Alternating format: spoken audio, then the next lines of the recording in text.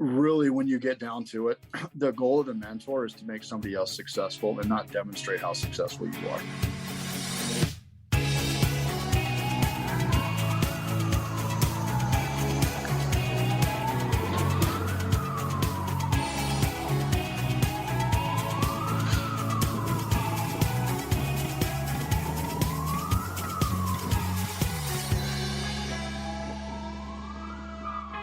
Hey team, welcome back to another episode of the Student Paramedic Podcast.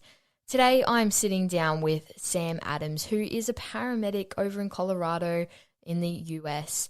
Now Sam and Chris, his brother, wrote Life and Death Matters, which is an incredible book that I think every single person listening to this, or any person really in pre-hospital, should get their hands on. So today Sam and I are going to talk about mentorship.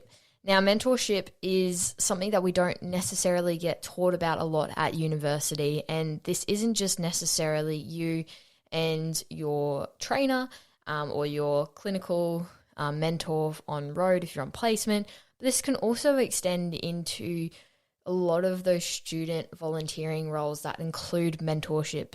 So starting to develop these things really early is really important, because when you get out on road and you are expected to mentor people, it's good to know all of these concepts. So we're going to talk about clinical decision-making and mentorship together. So thanks for joining, Sam. If you'd like to introduce yourself a little bit, that would be fantastic. Yeah. Hi, Alex. Yeah. So my name's Sam. I really appreciate you having us on the show, or having me on the show.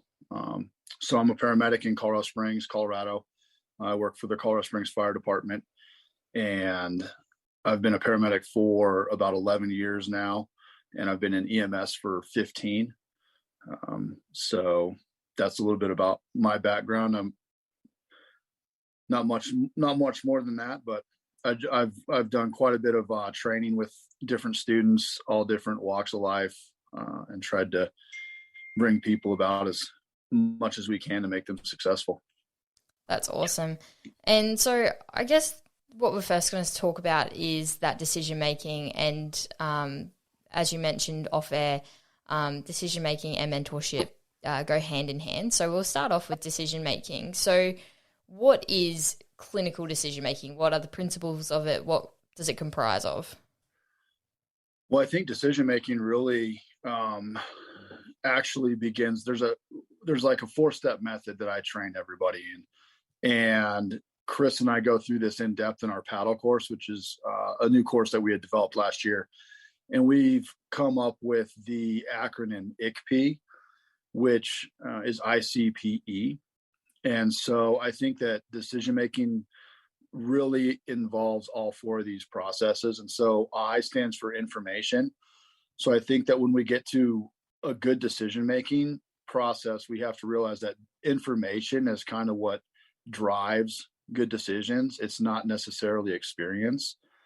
And I think in EMS specifically, experience is way overvalued as it relates to good decision making. And so experience can really help to inform our decision, but it doesn't really drive our decisions.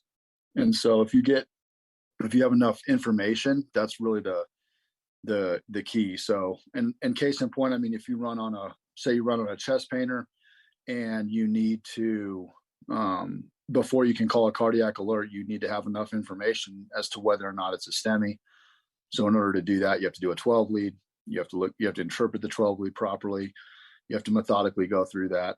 And then you might have enough information to be able to call a STEMI, but you can't just, based on your experience, look at someone and say, you're having a STEMI. There's more information that needs to be gathered. So I think a good decision-making process starts with gathering information, and then really integrating that with your character of humility, and allowing that information to be objectively kind of digested so that you can move forward with your process. That's awesome. So, yeah, I think you're so right in terms of that humility aspect of it. Where I guess you have that understanding that, you don't know everything. And and it gives you that sort of permission to, I guess, challenge that information you're gathering. Is that sort of what you're meaning around that humility side of things? Yeah, yeah. I think really what I'm getting at is that you hit the nail on the head. We don't know everything, and really, as paramedics, you know enough to know you don't know anything. We're we're not internal medicine doctors or ICU docs or ER docs or anything like that. So you know enough that you can recognize certain illnesses, certain signs and symptoms, and be able to react and create certain treatment plans for them. But your experience alone isn't going to cut it. And if you're not humble enough to allow the information to be objectively um, kind of digested, then you're going to make bad decisions. Absolutely. And I think that realization particularly comes, I don't know, as other students, but I think that realization for me came through in that second year of university. After you go on that first placement, you come off on this high, you're like, yes, I've, been out on road now, I've had that experience, and you think everything you sort of need to know for a moment, and then you go back to uni and they bombard you with a lot more information and you go, wow, there is a lot more to go. And you talk to all these incredible people who have been in the service for 10 plus, 20 plus years, and they still explain the fact that they make mistakes and they don't know necessarily what's going on with a patient. I think that role modeling of humility, showing that, yeah, we don't know everything's really, really cool and really critical for, I guess, making that decision making a bit better. So I guess then you've said, you integrate it with character. So how can we, I guess, improve decision making as a student? How can we sort of start to develop that quite early on in our degrees and in our practice? Well, I think one of the first things you do, at least that I do regularly, is take a step back and not insert myself into a situation that may not require it. And so what I really think is important is, as like the mentor, you need to step back and see where your student actually is and what they actually need help with, because they may not need help with decision making. They may not need help with certain aspects of their practice. So I think that you allow them some latitude to work for a couple calls. And I don't know exactly what kind of system you guys run, but I would imagine you run on your equivalent to a 911 alarm, and allowing that student to kind of take that call and run with it and see where they go, and then obviously intercede if you need to, but don't be too quick to jump the gun on whether or not you need to help. Because if you can't identify what the problem is or what the student needs help with, you're not going to be able to help them. And to assume certain things, and to assume that the student needs help in one area or the other, is a waste of your time, and it's a waste of their time. So you need to identify what they're struggling with first, and then you can try to help build that decision-making process for them. Yeah, for sure. So you've jumped into that sort of mentoring side of it, backing off of decision making. So just to sort of rewind a little bit there, how does developing your own clinical decision making relate to mentorship? You have to be extremely patient with people. You have to be generous and kind with them, and really forgiving, and realize that even after your training is done, they're not going to necessarily be at the level that you're at now. And you need to just bring them up to the speed that is required of them so that they're proficient enough to act independently, and be forgiving enough to recognize that they're not going to be where you are. And so I think the biggest thing is to try to develop a system that creates confidence.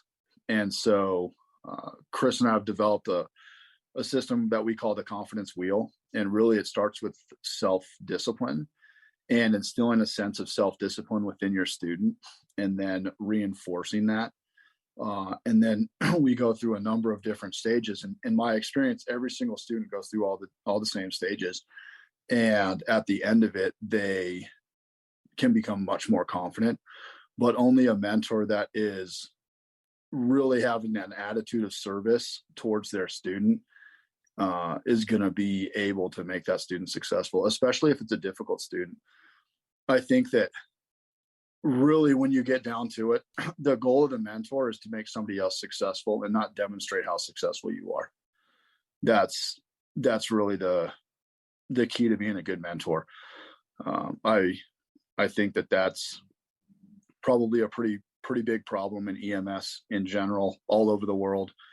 People are more interested in demonstrating their own capability rather than pursuing somebody else's success and trying to make somebody else successful. That's pretty powerful. That makes a lot of sense. And yeah, that active service, I guess that's part of the reason why I guess a lot of people become a paramedic, and they think of it as an active service to their community or to the patients they're caring for. But I really love that active service towards growing other people and developing other people's learning.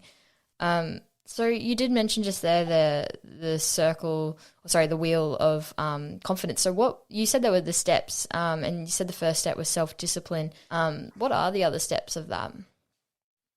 Yeah, so in my experience, all these students go through a series of steps, and it always begins with self-discipline, and that's going to lead to developing an understanding of intention. And what we mean by intention is what is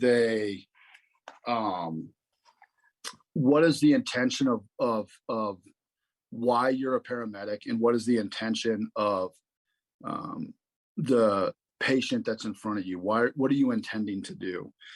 And what really drives that is your preparation and a proper application of the work that you've put in already. So we're talking about going to medic school or going to nursing school and trying to getting the baseline information so that you can start to create good decisions. And so, are you going to school with the intention of actually having to use that information? Are you going out on the alarm that you get called to? Are you going out to the alarm with the actual intention of helping whoever it is that is out there? Or are you just kind of sitting back and putting it on autopilot? And so I think that with that intention and proper preparation, then you have to drive home the point that they have to be consistent. And so consistency really is a byproduct of going out the door with intent, with the intention of helping. And so if you do that consistently and you are properly assessing your patients in a consistent and methodical way, something that Chris and I really, really harp on is the methodical approach. And so you have to go through and assess each patient and do the proper line of questioning methodically and do that consistently with every single patient. And so the byproduct of consistency is reliability. So once you start to recognize and you start to do things consistently, like we'll just take the example of listening to lung sounds. So you're disciplined in learning what the lung sounds mean. Then you go out with the intention of actually having to listen to lung sounds.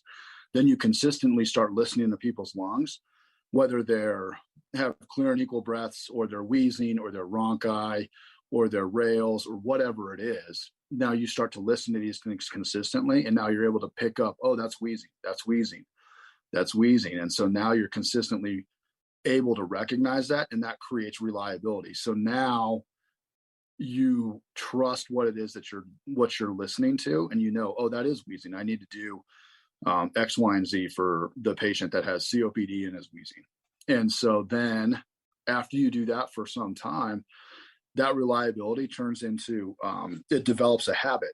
And so now you're not so worried about some of the smaller aspects of what you're actually listening to. You recognize quicker what the wheezing actually is, develops that habit, and then you're able to actually perform the last the last stage with this, which is execute. And so sometimes this wheel can take quite a long time to develop, but within the first probably 5 or 6 months of the candidate, they should easily be through the reliability stage. That's really where they're at, and then they're going to develop the habits on their own.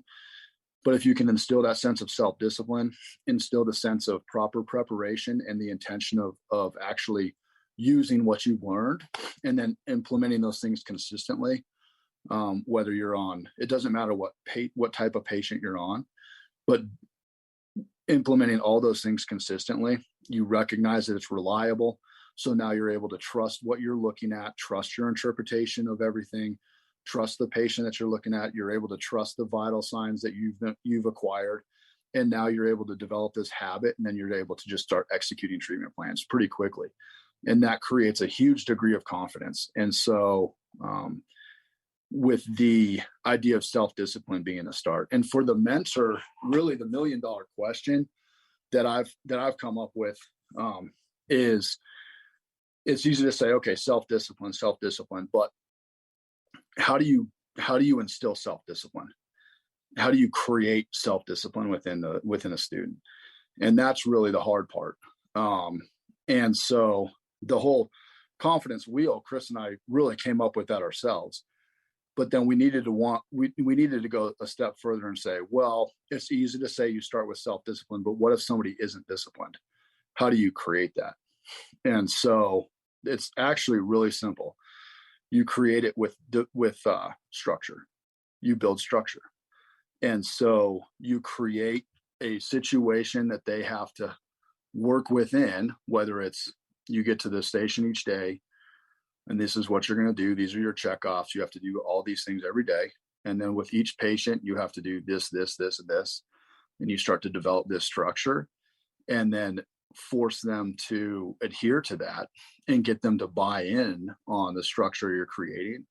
And then that will develop the discipline that will lead to all the other stages. And in my experience, every single student that I've trained has gone through every single one of those stages. And if you set it up in that kind of context, they'll come out really successful. That's awesome. There are so many points that we can unpack in there. And in particular, I love the overall sort of theme of having that systematic approach to things, that methodical approach. And it's something that, is harped on about by, every single person we speak to. And, whether that be when you're doing that clinical assessment or whether, you're doing a systematic approach for, checking your truck every day or whatever it may be. But it always seems like in paramedicine or in pre-hospital environment that everything is systematic. So I really love that point. The second point of that too was that application of knowledge, and I guess that intention behind it, because something we talk about quite a lot is not studying for just a test, studying for life or death. And I think that's something that we can kind of get swayed a little bit with as students. We think we have to know so much information about everything. But then if we don't actually apply it, then what's the point?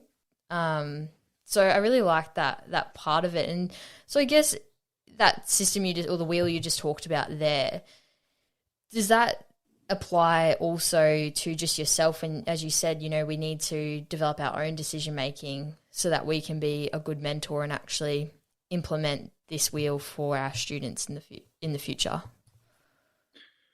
Yeah, I know that I use that for sure. And those are the stages that I've gone through.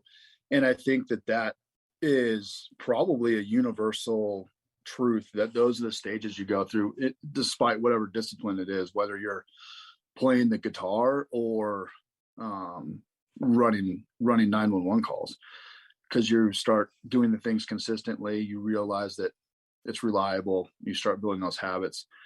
But I think that it's a little bit different than just decision making. That builds someone's confidence, but the decision making is really embedded within that. And so the decision making would really be between like the consistency and reliability stages, where you reinforce what a decision is and how to properly interpret what you're looking at. And so what what we've come up with and what I teach every single student of mine is the acronym ICB, like I alluded to before. And so you gather that information, and then you have to categorize it.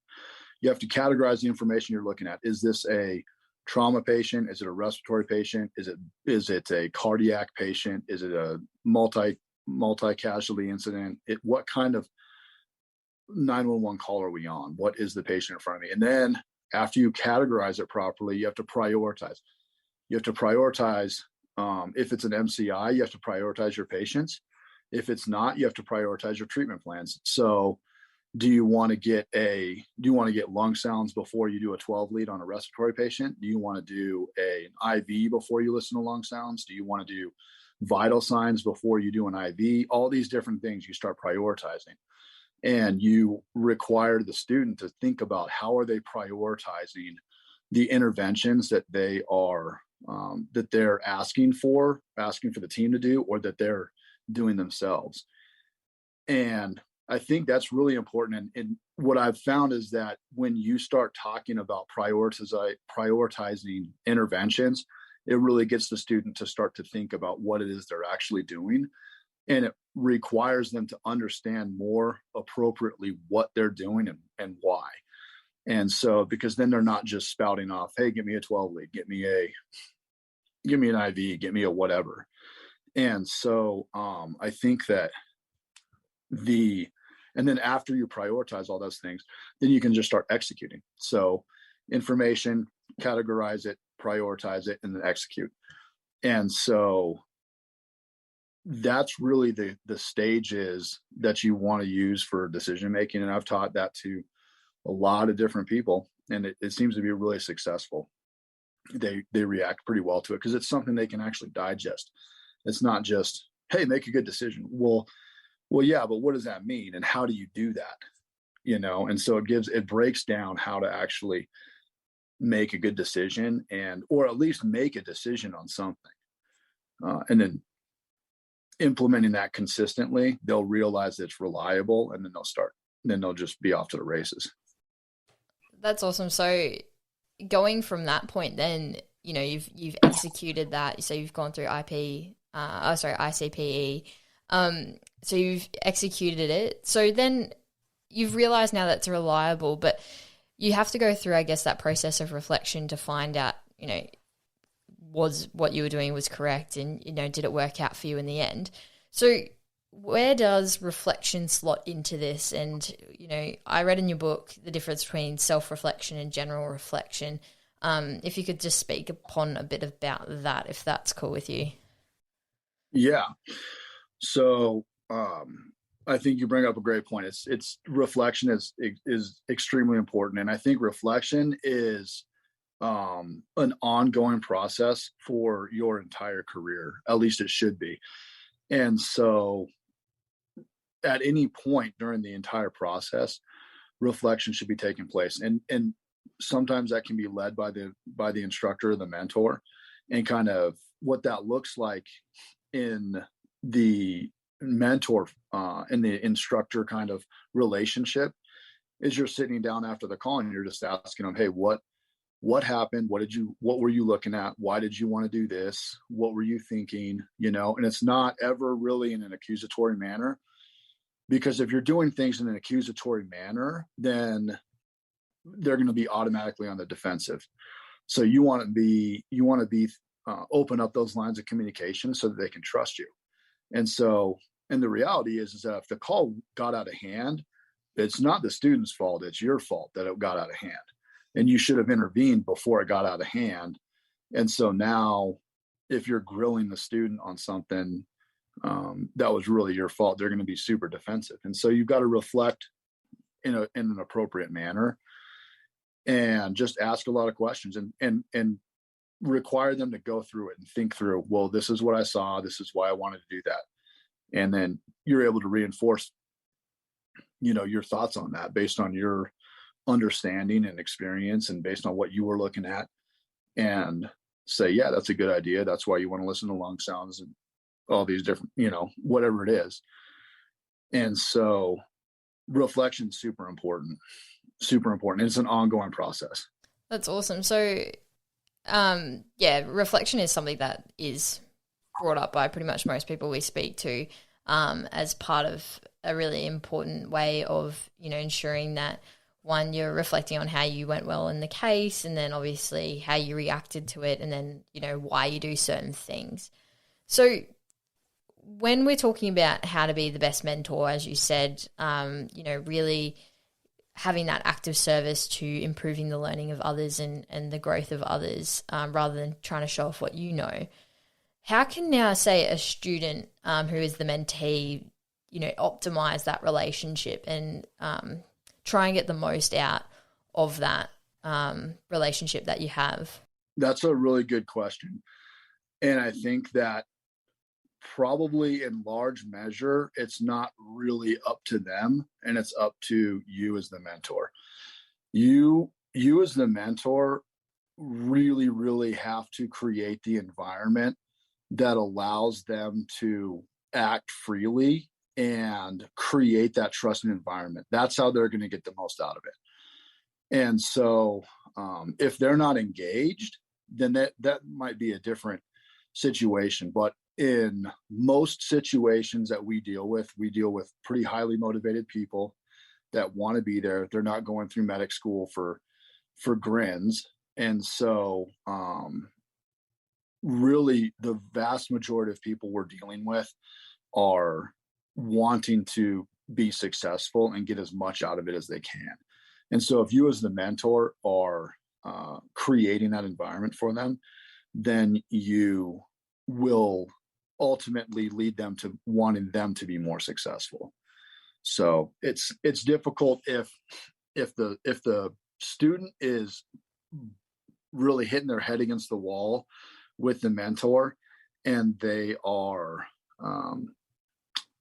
the ones doing all the work. It's just not going to work out. It's going to be much more difficult, because they can recognize that the instructor is not really invested in their success, and that creates a kind of a hostile situation. And in that hostile situation, most people have experienced, a couple, maybe one, at least, mentors that it was quite difficult to navigate that relationship and trying to have an environment that is conducive to learning. So I think most people have experienced that either at university or on placement, due to multiple factors, whether that be that mentors haven't actually been taught how to mentor, or maybe the conditions of the job or the day or whatever it may be. But when you are in that difficult relationship or that difficult environment, you can be there for multiple weeks on end. How can you try and sort of, I guess, make that environment the best you can as a student to try and get the most out of it in that difficult situation where you're not getting a good mentor relationship? Yeah, that's definitely a good question, because there's plenty of poor mentors out there that don't have any training, or they're not interested in it, or they're forced to do it because they've got enough experience, so to speak, to do that. So I think that if you're in that situation as a student, look at it as a positive, and realize that whoever's in front of you, you can definitely learn something from. They're not going to take your birthday away from you, and you can try to assimilate as much as you can into their environment and into the team that they're in. And you can always try to learn something from them. And then sometimes you're going to have to really kind of fall back on that chain of command and just kind of do what you're told, do what you're asked to, try to fulfill the expectations. If you as the student are having difficulty with your mentor, the number one thing you have to do is go to them and ask them, what are your expectations of me? Okay, those things need to be clearly laid out. Whether or not, whether it doesn't matter what the expectations are, but if you, the student, don't understand how you're supposed to be operating or what your parameters are, and what your expectations are, you're never going to be as successful as you could if that talk had already happened. So the first thing that I would do if you're having trouble is go to your mentor and say, hey, I feel like I don't know exactly what is expected of me. Can you lay out what your expectation of me is? And if you need to, you can get as detailed as possible. What's your expectation of me being on the rig? What's your expectation of me at the station? What's your expectation of me on calls? And then you can start to create that relationship. And then you can understand when you as the student are going outside of what that expectation is. So if you're having difficulty, that's the first thing you need to do, is establish what those expectations are. That's really good. I really like that. And that's something that in particular in the last few placements I had, after learning about that, was to quite literally ask, because I'd have different mentors every few days, would ask, what is your expectation of me as a final year paramedic student, or what was your expectation of me as a second year nursing student? And I think that then, because everyone's different, everyone has different expectations, because everyone's, as we've mentioned off air, everyone was mentored differently, so everyone sort of does mentoring different. So yeah, I think that kind of, like you said, just puts you on the front foot a little bit more in that long placement you may have. And it sort of sets you up for success. The other thing that does that's really important is it creates a relationship that requires accountability. And so it requires accountability on the mentors, in the mentor role, because you've now laid out what your expectations are. So now whether you have to hold yourself accountable to those things. And if that's not taking place, then that needs to be addressed. And then you as the student understand what the expectations are. And now you can hold yourself accountable. And now each person within that relationship are better able to hold each other accountable and then move forward towards a successful relationship and a successful internship. But really, I mean, I'll honestly, the first thing that I do with every single student is set expectations. And so they understand exactly where I'm coming from, what's required of them, how I want them to behave, how I want them to interact with patients. And then you can always alter that if you need to. So that's definitely the starting point, always. Yeah, that's fantastic. I think that's a really important point. And I love it too, because, I've read in your book, you outlined the characteristics and the interpersonal characteristics you need to have in order to be a paramedic, and how that relates to decision making, and then thus now how that also interacts and relates to mentorship, and those being accountability and responsibility and ownership and professionalism. And I thought those are really fantastic points. So how do those 4 points, or accountability and ownership in particular, how do they integrate into your decision making, but then how do they also integrate into mentoring? Well, that's a lot to unpack there. But even if it's a summary. Yeah. That's a good question. Really, what it really boils down to is that everything you do, whether it's in EMS or in life, boils down to integrity, and whether or not you conduct yourself with integrity. And so, and that means that you're holding yourself accountable to the standards that have been set forth in front of you, or that you've set forth for yourself.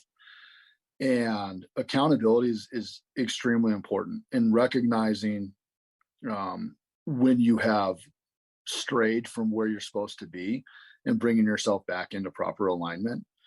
And then that allows you to hold yourself accountable, but it also allows you to hold your student accountable for whether or not they're going outside the boundaries of the expectations that you've laid forth. And as far as decision making, I mean, one of my favorite quotes in the book, if not my favorite quote, is really that accountability equals liberty. If you're going to, all decisions are made with the understanding that you have to take accountability for what you're going to do. So one of the last criteria that I always look for in a student is whether or not they're going to be accountable for their actions. And I look for that when I'm about to release somebody for independent practice. That's one of the 4 criteria that I look for of whether or not they're capable of doing that. And if they're not, then we have to continue, or it needs to be properly addressed. But accountability equals liberty. If you're willing to take accountability for the decision you make, it frees you to be able to make that decision, good, bad, or indifferent. It gives you the ability to actually act if you're going to take accountability for it. So I think that's kind of a quick summary, but yeah, accountability is super important. And that goes hand in hand with ownership, basically owning your actions, taking accountability and responsibility for what you've done. That's awesome. And I think in particular, like, yeah, owning your mistakes and owning the decisions you'll make. But yeah, I think in particular, we've had a lot of people come on who have been, emergency physicians, or they've been critical care paramedics, or, in the job for quite some time, and they're still so willing to open up about mistakes that they've made in order to, one, I think, create an environment that is conducive to being able to own up to it and creating that accountability and environment. And I think that's awesome, so that you can actually have people role model that for you. And I think anyone can really do that, just being open about their mistakes. And I love that. It makes it easier to, do your job if you're willing to be open about and take ownership for all your decisions you make. So from a leadership perspective, that's extremely difficult, because you have to realize that if your student is not conducting themselves appropriately, it's not because they don't know what they're doing. It's because you have failed to properly give them the instruction on what they're supposed to be doing. You, as their leader, have failed to lay out what your expectations are, what your intention is, what your leader's intent is, and what the parameters are for them to be operating. Now, if they continue to do that after you've talked about that, that's a different issue. But you need to, at the get-go, you need to address it in a way that you take responsibility as their leader of what did I do to fail you? Why did you react that way? And this is the way we want to move going forward. That's great. So I think, I guess what we've talked about there is that you did say, so you had the wheel of confidence. So you're trying to take all those steps to build confidence in your mentee, and then, creating the environment of being accountable and taking ownership for decisions. So taking that sort of decisiveness round for your students as well. So I guess those are 2 really important parts of becoming or developing yourself as a paramedic or a clinician, and having also that, expectations talk. So where it's a 2-way street, asking one, what you expect, or telling your student what you expect of them, and then equally the student sort of expressing what their expectation is of a mentor. Is that something that you utilize, getting the student to sort of think about what their expectations are within that mentor-mentee relationship? Yeah, that's extremely important. And usually that takes a few days.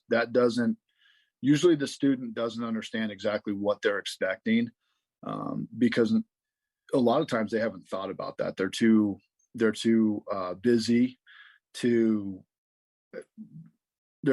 putting their time in other things like studying, and getting some preparation before they begin their internship. And so a lot of times they haven't even thought about what they're expecting, or at least defined it so that they could tell you what they're expecting. So what I typically do is, after I talk with them about the expectations, I ask them what their expectations are of me, and then give them some time, give them a few days to kind of mull that over, and then come back to you and kind of address it.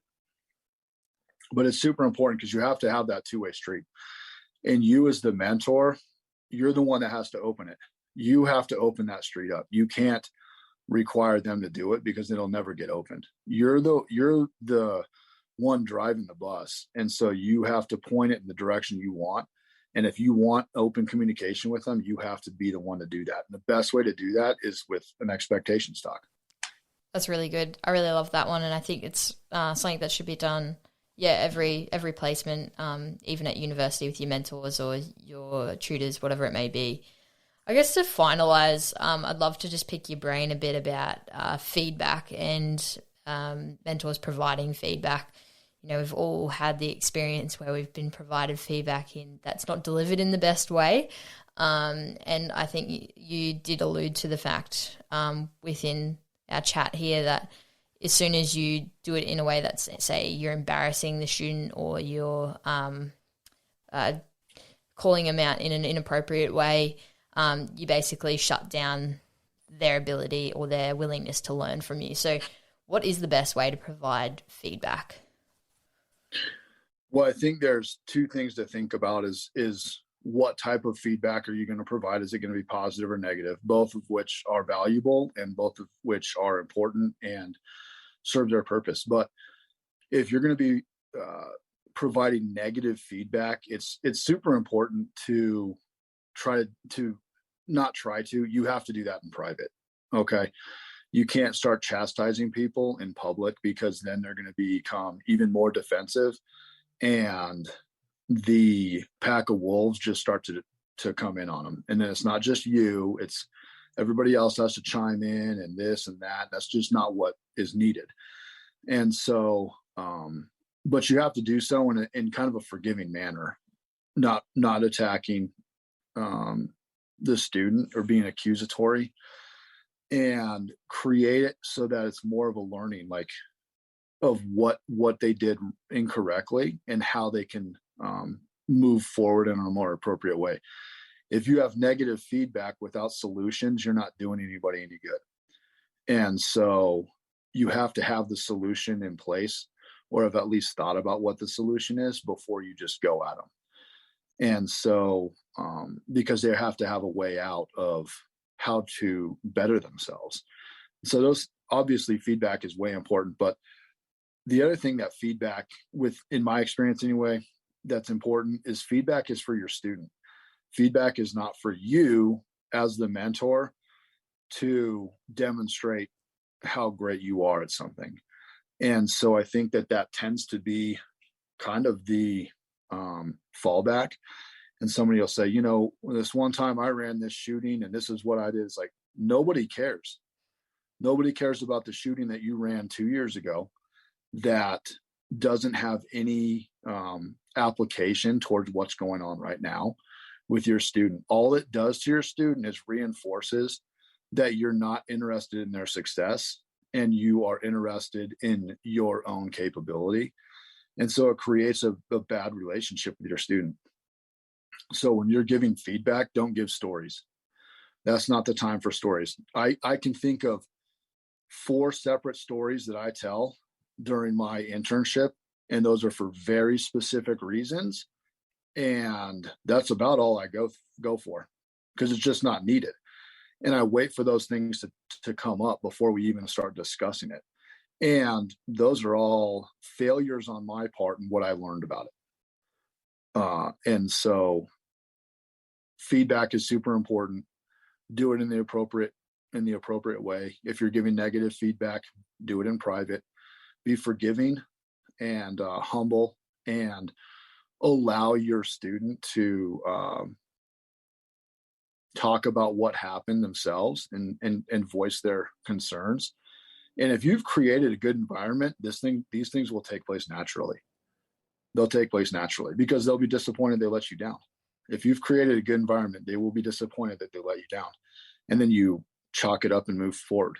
I think that's a perfect way to deliver feedback. Really, really love that. And I love the fact that you said the stories you have shared are the ones that you usually have made a mistake and you're trying to share that. And I think that just provides such a vulnerability and that connectedness between, say, you and your student or you and your mentor, just so that you're able to recognize or tell them that, be humble about it and be like, yep, we all make mistakes. We don't know everything, and you can get better at it. It's quite hopeful. But the last thing I just wanted to end on was just because you've mentioned it a few times in terms of providing sort of a really an environment that's, you know, compassionate, got humility, and really about service. And the one quote I just wanted to mention that I absolutely love out of your book, and it's something that I've referred to so many times now, is around the fact, and this relates to you as a mentor, mentoring students, and then equally how you treat patients, is that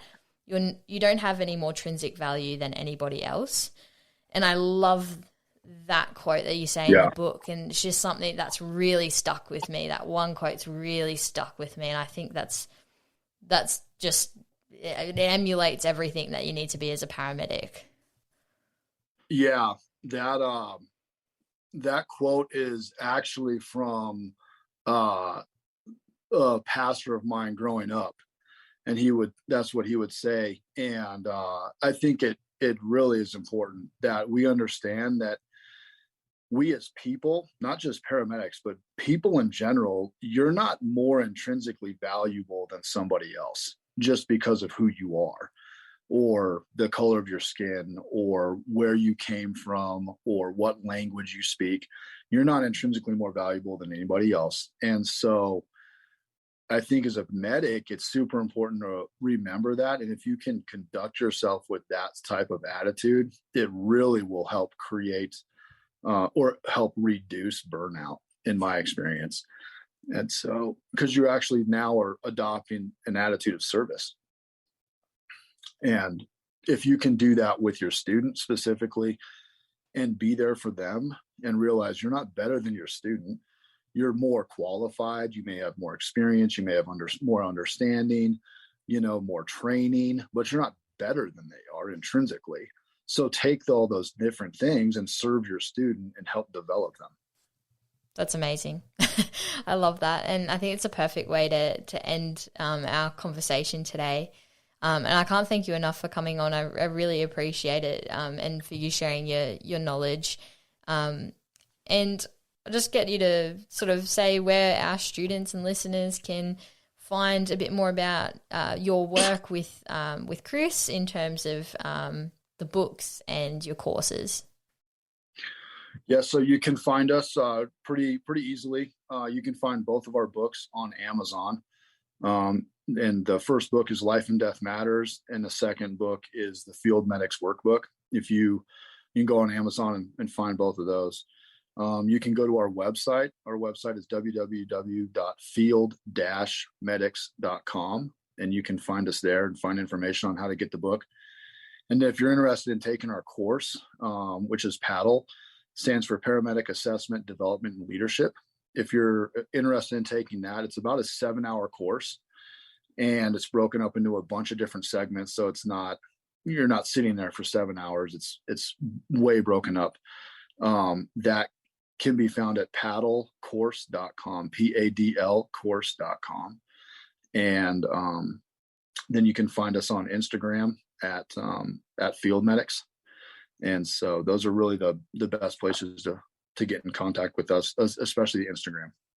That's amazing. Thank you for that. And just to finalize for all of everyone who is listening, we did talk about mentoring and mentorship. And whilst a lot of people think that occurs when you're qualified and out on road, it does, but it equally means like a lot of students do a lot of student peer facilitating and mentoring. So it's important to start learning all of these now. So thank you so much, Sam. I really appreciate it. And I hope everyone really enjoyed that. Thanks for listening to this episode of the Student Paramedic Podcast. You can connect with us on Instagram, Facebook, Twitter, or you can email us at thestudentparamedicpodcast@gmail.com.